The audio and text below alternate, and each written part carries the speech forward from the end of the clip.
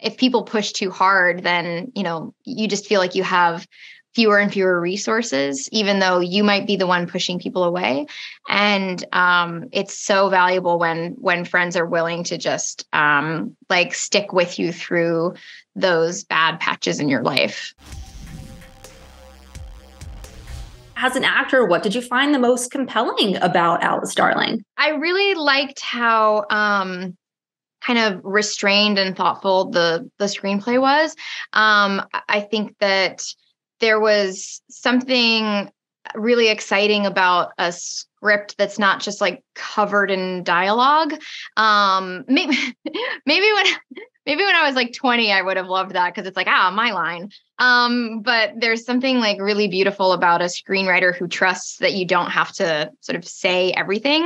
You don't have to spell everything out. And it was almost like there was something about the atmosphere that Alana created in the screenplay that felt like it was actually almost inviting you to strip away even more. It was like, here's the bones of the world and the atmosphere, but like the dialogue felt really secondary, and it felt like she was sort of trusting that it was enough to put these images on paper and these characters, and that you would be willing to like go along with their story and invest in them and feel for them.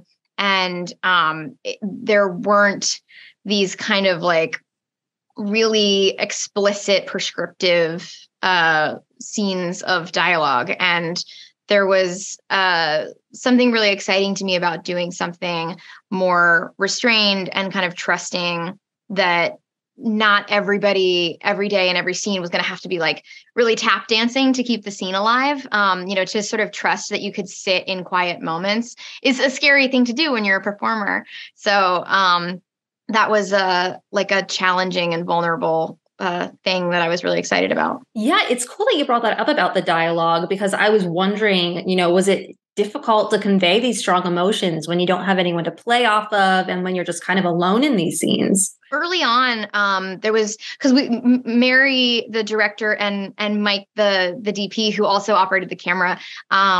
Early on, we knew that basically whenever something was getting set up, for the next scene, like if we had the time, I would sort of just like change my shirt and we would go off on some place on the property and like steal a little moment. And like one of the first things we did was this moment when Alice is laying in a hammock, and Mary was like, "Oh, maybe you're reading a book." And I was like, "Oh, I could absolutely have the book, but I wouldn't be able to read." So you're so trapped in your own like thought. Oh God, what do I even call it? It's like a hamster wheel. It's not like a thought process. There isn't a process. There's just the kind of like running loop. And being trapped in that means that like everything else gets pushed out and you can't kind of focus on anything long enough to read more than like a paragraph.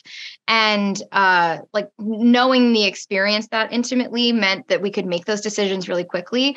But yeah, again, like trusting that an audience is going to be interested in like, what is she thinking when I'm sort of staring into space for so many of these little moments was kind of a leap of faith. Something else that I really enjoyed about the film was just the friendship between these women, and how much they wanted to help your character. So can you just maybe give me a little bit of insight onto building that relationship and how it was to bring that to life? Yeah, I mean, I love the friendships in this movie so much. And it was actually really interesting.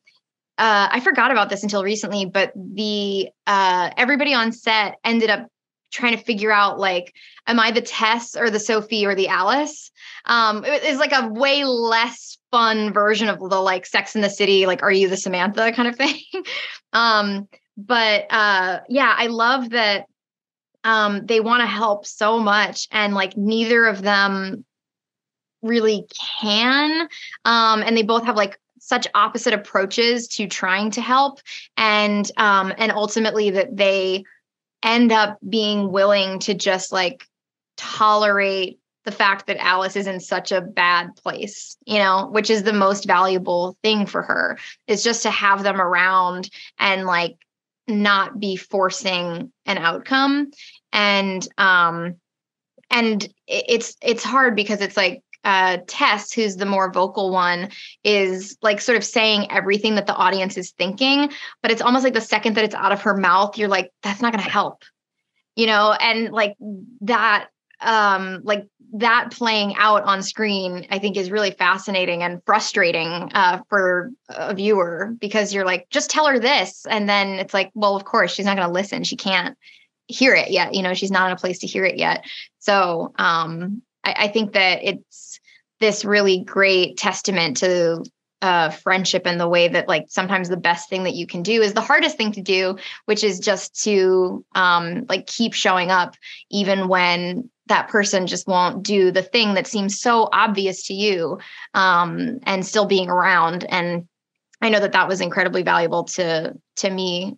So like if people push too hard, then, you just feel like you have fewer and fewer resources, even though you might be the one pushing people away. And it's so valuable when friends are willing to just like stick with you through those bad patches in your life. I'm going to have to wrap, but thank you so much for chatting with me about the film. I really enjoyed it. I thought it was phenomenal. Thank you so much.